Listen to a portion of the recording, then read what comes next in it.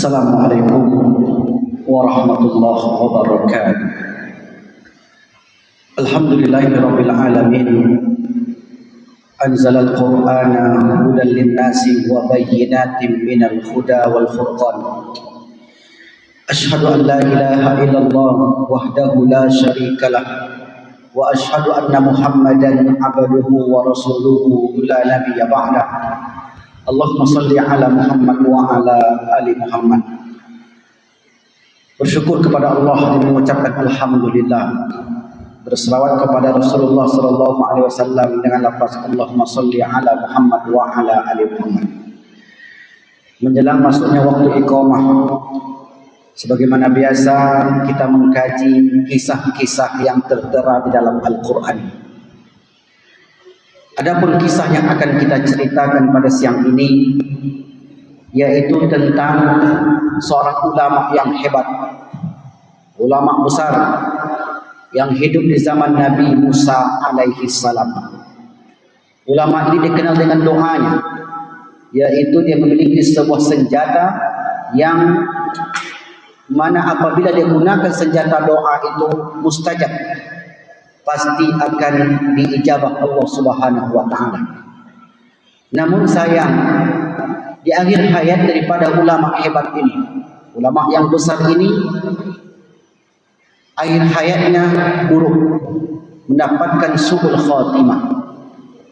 Mengapa orang yang hebat, doanya mustajab, yang dicintai oleh Allah Subhanahu wa taala, lalu kemudian akhir hayatnya meninggal dalam keadaan su'ul khatimah? Siapakah dia? Apa sebab-sebabnya? Maka sebelum kita menceritakan tokoh yang Allah sebutkan di Al-Quran, kita bacakan ayatnya terlebih dahulu.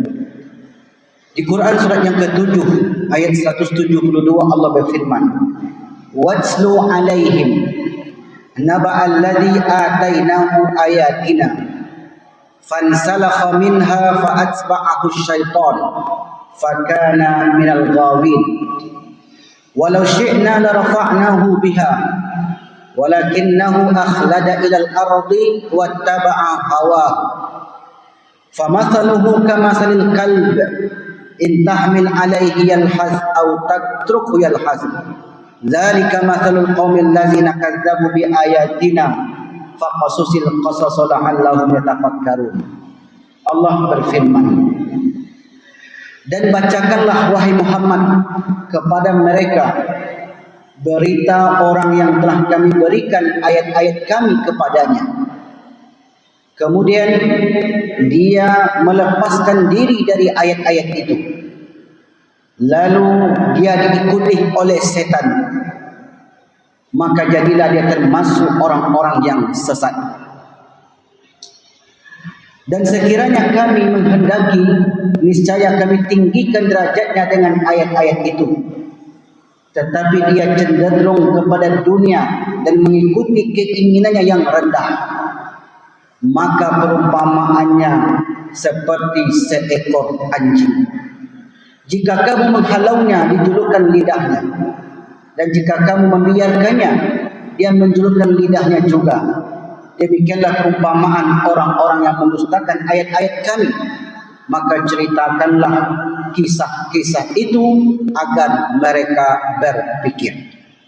Sidang jamaah zuhur yang dimuliakan Allah Subhanahu wa taala, ayat tadi menceritakan kepada kita seorang yang bernama Bal'am. Bal'am ibni Ba'urah, seorang ulama yang hidup di zaman Nabi Musa alaihissalam. Kehebatan Bal'am ini apabila berdoa, doanya tembus ke langit. Karena Bal'am menguasai al-ismu al-a'zam, nama-nama Allah yang agung. Sehingga kemudian apabila dia menggunakan senjatanya itu, doanya tembus ke langit. Kemudian Allah tidak akan mungkin kecuali mengabulkan permintaannya. Tapi sayang, Allah katakan perumpamaan Bal'am itu seperti seekor anjing. Kenapa? Karena Bal'am mengikuti kehendak hawa nafsunya dan melepaskan ayat-ayat Taurat yang sudah dia kuasai. Kisah itu bermula ketika para pemimpin Kan'an yang tinggal di Palestina. Jadi cerita ini terjadi di Palestina. Para penguasa ketika itu dari kalangan bangsa Kan'an, orang-orang sombong, orang-orang zalim, otoriter. Ketika mereka mendapat kabar Musa alaihissalam dan 12 suku Bani Israel yang selamat dari kejaran Fir'aun melintasi Laut Merah, sampailah kemudian Musa dan 12 suku Bani Israel ini di perbatasan Palestina. Tempat itu diberi nama Al-Husban. Di Husban itu mereka menetap dalam waktu beberapa sejenak, dalam waktu beberapa lama. Maka sebelum Musa masuk ke Palestina seperti janjikan oleh Allah, udkhulul ardal muqaddasata allati kataballahu 'alaiha. Hai Musa, bawalah kaummu bangsa Bani Israel masuk ke Palestina, karena Palestina itu diwariskan untuk orang-orang yang beriman. Sebelum Musa dan 12 suku Bani Israel ini betul-betul masuki Palestina, terdengarlah kabar oleh pemimpin Kan'an bahwasanya Musa akan memasuki Palestina. Maka disitulah mulai rasa takut menggerogoti dada-dada mereka. Para pemimpin Kan'an ini mulai takut, risau. Kalau sekiranya Musa masuk ke Palestina, maka segala bentuk kezaliman yang ada akan ditumpas. Mestinya begitu orang beriman. Karena tak mungkin dia membiarkan suatu kemaksiatan depan matanya.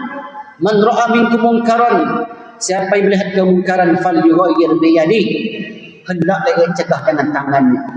Fa illam yastati', kalau tak mampu fa bilisan, tak mampu dengan tangan, dengan lisan, nasihat. Fa illam yastati', kalau tak mampu juga fa biqalbi, maka doakan. Wa dzalika ad'aful iman, itulah selemah-lemahnya iman. Tapi kemudian para pemimpin Kan'an ini, dia mencari cara lain. Mereka pun berkumpul. Setelah berkumpul, mereka putuskan satu ketetapan. Bagaimana kalau kita serang Musa? Kata yang lain, jangan. Kalau kita serang Musa, habis kita. Musa itu nabi yang dijaga oleh para malaikat. Jangankan kita bangsa Kan'an yang tak seberapa kekuatannya, Firaun di Mesir saja tenggelam, hanyut. Bagaimana dengan kita? Tak mungkin kita bisa mengalahkan Musa. Akhirnya rapat deadlock, tak ada jalan keluar. Tertinggallah oleh mereka seseorang yang bernama Bal'am. Kalau preman diadu dengan preman, tak tahu siapa yang benar, siapa yang salah. Tapi kalau ustaz diadu dengan ustaz, ini bingung siapa yang salah, siapa yang benar. Maka mereka carilah Bal'am. Bal'am ni ulama. Bal'am diadu dengan Musa alaihissalam. Musa nabi, Bal'am itu bukan nabi. Kata salah seorang pemimpin Kan'an, bagaimana kalau kita ajak Bal'am untuk kerjasama? Lalu kemudian mereka pun mendatangi Bal'am. Hai Bal'am, kami ingin ajak engkau kerjasama. Apa itu? Maukah engkau mendoakan kecelakaan untuk Musa? Kata Bal'am, wailakum, celaka kalian. Bagaimana mungkin saya doakan Musa? Bagaimana mungkin saya memintakan kepada Allah Musa menjadi orang yang binasa? Dia nabi, dijaga oleh para malaikat, tak mungkin. Tolonglah wahai Bal'am, engkaulah satu-satunya harapan kami. Gunakan senjata doamu. Doamu mustajab, tembus ke langit. Kalau engkau pakai doamu itu, mana tahu kami bisa tetap bertahan negeri ini. Kata Bal'am, tak mungkin. Tak akan saya lakukan itu. Zalim kalian, kata Bal'am. Pada tahap itu, Bapak Ibu yang dimuliakan Allah, Bal'am tak tergoda dengan apapun. Diberikan jabatan, Bal'am tolak. Diberikan harta benda yang banyak, Bal'am tak terima. Diberikan kekuasaan, Bal'am enggan untuk menerimanya. Apapun yang diberikan oleh para penguasa ini ditolak oleh Bal'am. Bal'am sangat teguh pendirian. Dalam sebuah riwayat disebutkan, Bal'am memang tidak bisa digoda, tak bisa ditaklukkan dengan harta dunia. Tapi kemudian mereka mendatangi istri Bal'am. Tak bisa lakinya digoda, tak bisa lakinya dibujuk, tak bisa suaminya ajak sama, maka cari jalan lain. Tak bisa tembus jalan yang satu, cari jalan yang lain. Lalu kemudian para utusan ini mendatangi rumah Bal'am, yang kala itu Bal'am tidak berada di rumah. Datang istrinya, lalu disampaikanlah, wahai istri Bal'am, kami ada persoalan begini-begini, ceritakanlah bahwasanya Musa sudah dekat ke perbatasan negeri kita, dia akan masuk ke sini. Kami mohon kepadamu untuk membujuk suamimu. Untuk apa, kata istri Bal'am? Agar suamimu mau bekerja sama dengan kami. Kerjasama apa?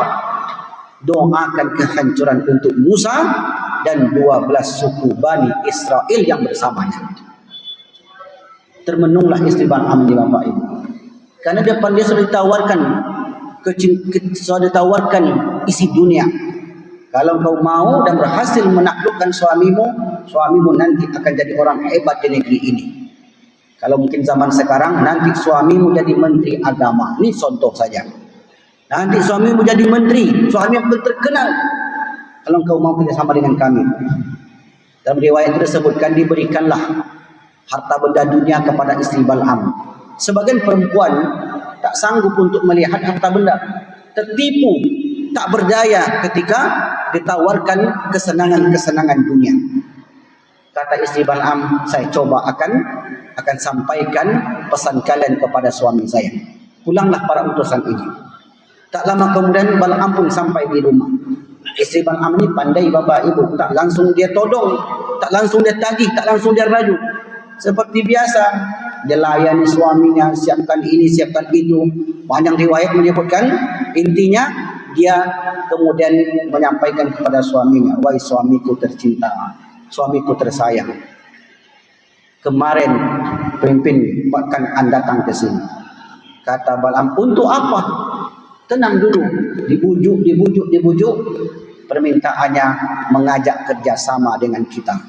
Terima saja. Kapan lagi kita menjadi orang kaya? Kapan lagi kita menjadi orang terkenal? Kapan lagi nama kita populer? Kapan lagi kita diakui, disegani? Inilah kesempatan kita, kata istri Bal'am. Tolonglah. Istrinya pun bermohon-mohon. Akhirnya Bal'am pun takluk di hadapan istrinya. Dan hari ini Bapak Ibu yang dimudahkan Allah, banyak orang semacam itu. Suaminya ahli ibadah, tak tergoda dengan jabatan, tak tergoda dengan kesenangan dunia, tapi dirongrong oleh istrinya dari belakang. Ambil abang, jabatan abang lebih tinggi daripada dia. Dia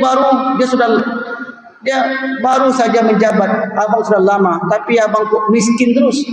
Mobilnya masih itu saja, tak ganti-ganti, sementara dia mobilnya sudah ganti baru. Tolonglah bang. Seorang istri kalau ngomong begitu dengan suaminya, maka sang suami tertekan. Banyak suami yang stres gara-gara kena istri ditekan. Kata Bal'am, baiklah demi sang istri. Lalu kemudian Bal'am pun datang ke kantor pemerintahan Kan'an ketika itu. Setelah sampai di kantor pemerintahan, saya terima tawaran kalian, kata Bal'am. Baik, kalau begitu kami bacakan teks doanya, wahai Bal'am. Yang diminta cuma doa, bukan angkat senjata, bukan buat tipu muslihat, tidak, doa. Karena orang alim itu diharapkan doanya. Akhirnya kemudian dibacakanlah teks doa oleh pemimpin Kan'an. Hei Bal'am, ini doa yang mesti kau baca besok. Apa doanya? Ya Allah, jadikanlah kehancuran kepada bangsa Bani Israel, bangsa Musa, dan keselamatan kepada bangsa Kan'an. Permintaannya sederhana Bapak Ibu, tak panjang-panjang. Jadikan kehancuran kepada Musa dan kaumnya, dan selamatkan negeri kami ini. Doanya baik untuk keselamatan negeri. Kata Bal'am, enteng aja lah itu. Akhirnya kemudian kata pemimpin Kan'an, besok kita berangkat ke dekat Bukit Husban. Tak jauh dari sana kita akan bermunajat. Karena Bukit Husban itu salah satu bukit yang dianggap suci. Doa-doa mustajab. Tempatnya mustajab. Orang yang berdoanya mustajab. Doanya untuk kebaikan negeri. Secara sepintas memang baik doanya. Tapi yang dimaksudkan oleh pemimpin Kan'an ini kehancuran untuk Musa alaihissalam. Sampailah mereka di Bukit Husban. Ditengok teksnya oleh Bal'am. Bal'am ini ulama besar, dia hafal.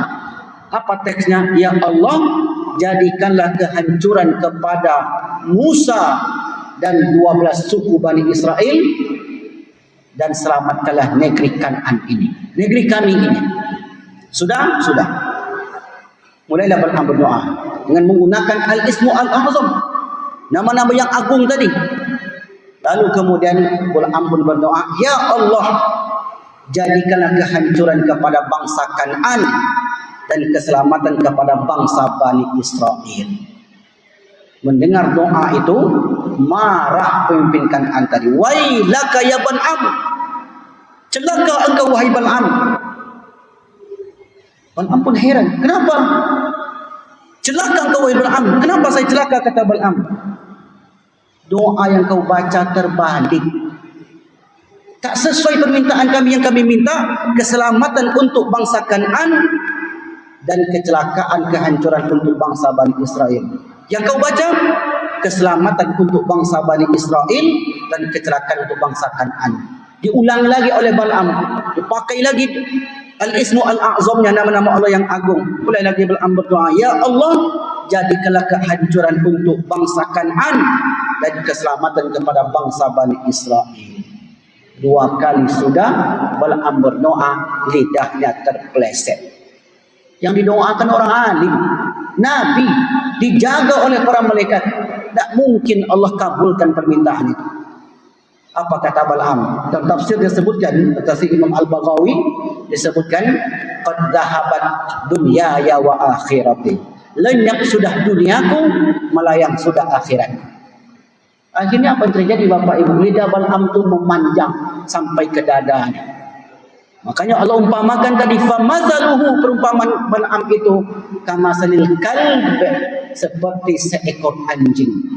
Intahmil alaihi yalhas atau tatruku yalhas. Anjing itu kalau kau biarkan, dia akan julurkan lidahnya, dan kalau kau bawa tetap menjulurkan lidahnya. Begitulah sifat anjing. Bal'am lidahnya sampai ke dada menjulur. Maka sejak saat itu keberkahan doa Bal'am dicabut oleh Allah Subhanahu wa taala. Bal'am kemudian terus bekerja sama dengan pemimpin-pemimpin zalim.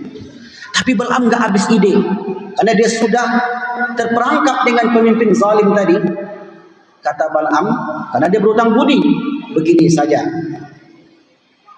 Mereka itu sudah lama meninggalkan anak istrinya, dan mereka ini pasti butuh kepada perempuan.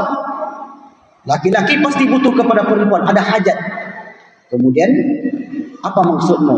Kita cari perempuan-perempuan cantik, lalu kemudian kita jadikan sebagai sales. Dicarilah perempuan cantik di kota Kan'an itu Bapak Ibu. Dapat satu nama, namanya Kristi binti Sur.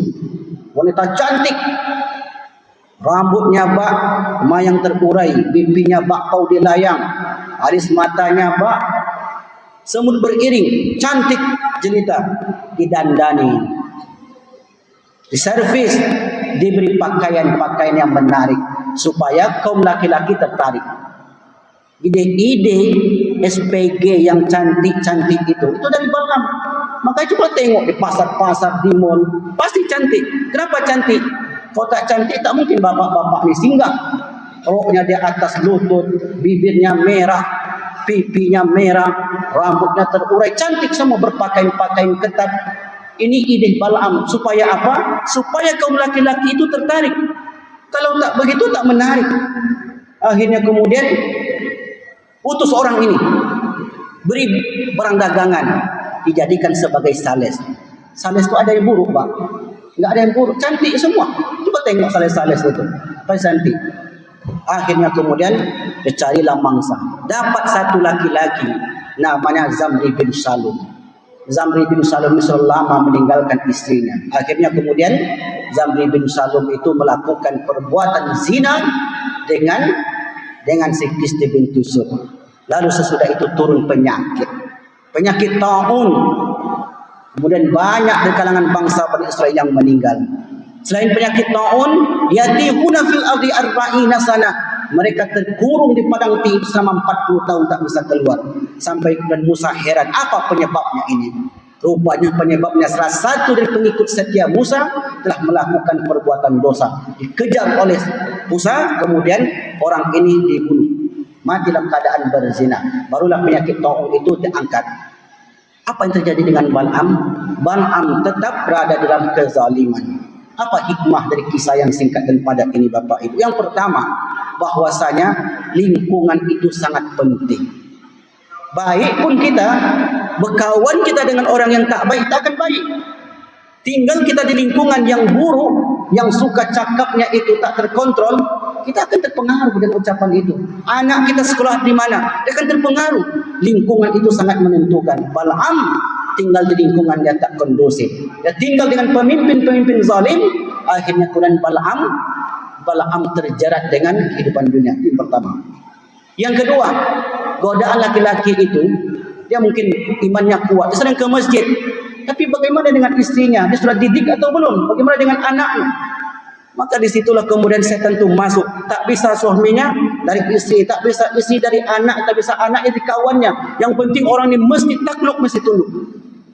Yang ketiga, menyiasatkan manusia itu selalu menggunakan senjata wanita. Coba tengok para penjual-penjual, para pedagang-pedagang. Pasti dia mencari perempuan cantik, letakkan paling depan supaya orang tertarik. Ingat, itu dosa. Kenapa dosa? Karena dia sudah memajang perempuan. Karena sudah mengeksploitasi perempuan. Itu tak boleh. Dia mewarisi dosa yang dilakukan oleh Bal'am. Orang singgah terkadang bukan karena ingin membeli, tapi orang singgah karena ingin tertarik melihat kecantikan penjaganya itu. Maka oleh karena itu pelajaran sangat berharga bagi kita, jangan sampai kita mewarisi sifat daripada Bal'am. Fa'tabir ya ulil absar la'allakum turhamun. Assalamualaikum warahmatullahi wabarakatuh.